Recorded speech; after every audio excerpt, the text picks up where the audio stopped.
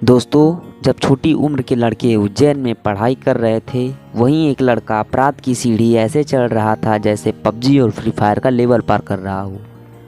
Facebook पर हथियारों के साथ फोटो डालना, माथे पर टीका लगाना, कंधे पर काला गमछा रखना और आंखों में काला काजल लगाना, यही पहचान थी उसकी। और देखते ही देखते पूरे उज्जैन में 16 साल के लड़के की चर्चा होने लगी और बहुत ही जल्दी उसने अपना एक गैंग बना लिया। फिर क्या, पुलिस थानों में एक ही नाम से एफआईआर दर्ज होने लगे। पुलिस भी हैरान थी कि मात्र 16 साल का लड़का इतना आतंक कैसे मचा सकता है। So hello friends, welcome back to my YouTube channel and I hope आप सब स्वस्थ और हेल्दी होंगे।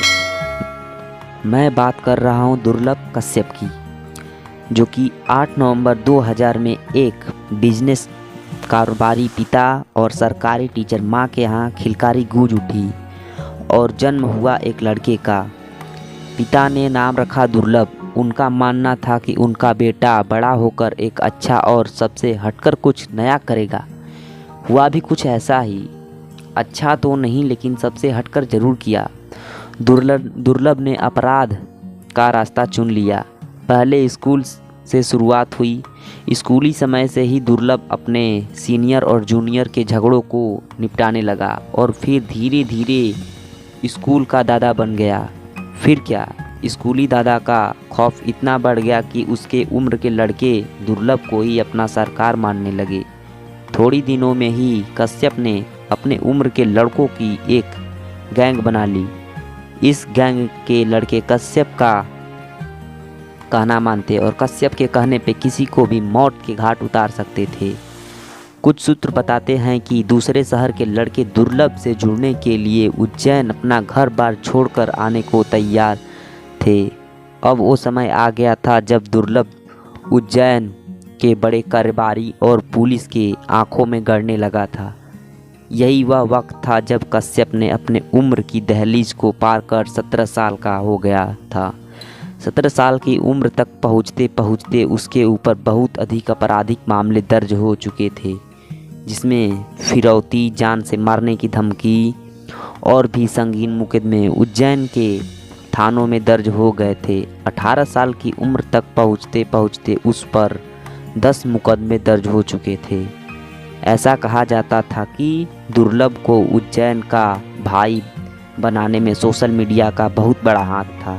दोस्तों, दुर्लभ ने अपने अकाउंट के बायो में लिख रखा था कि वह हत्यारा बदमाश है।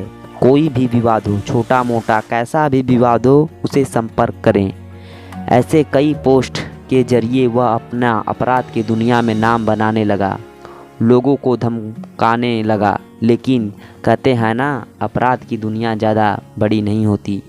जैसे ही उज्जैन पुलिस को 27 अक्टूबर 2018 को पता चला कि दुर्लभ ने ऐसी पोस्ट डाल रखी हैं, वैसे ही दुर्लभ और उसके गैंग के 23 लड़कों को गिरफ्तार कर लिया। पुलिस ने जेल भेज दिया। यह पहली बार था जब दुर्लभ कश्यप को जेल हुई। जब दुर्लभ कश्यप जेल में था तब उज्जैन के तत्कालीन एसपी सचिन अतुलकर ने उससे कहा भी था कि कश्यप, तूने कम उम्र में ज़्यादा दुश्मनी पाल रखी है और तू जेल में है। तब तक तू सेफ है, तब तक तू जिंदा है और बाहर निकलेगा तो तुझे कोई न कोई मार देगा। और बाद में एसपी साहब की भविष्यवाणी बिल्कुल सही साबित हुई। पिछले साल लॉकडाउन में दुर्लभ कश्यप जमानत पर छूटकर बाहर आया था और इंदौर में रहने लगा। जब लॉकडाउन खुला तो अपनी मां के पास उज्जैन चला गया। वो 6 सितंबर 2020 की रात थी जब दुर्लभ कश्यप की मां ने दाल भाती दुर्लभ और उसके दोस्तों के लिए बनाई थी।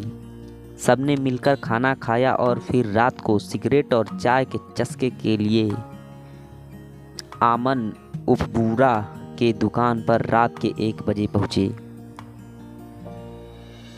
रात के करीब 1:30 बजे थे। तभी उसी दुकान पर दूसरे गैंग के शाहनवाज, शादाब, इरफान, राजा, रहीम और सारे लड़के आ चुके थे।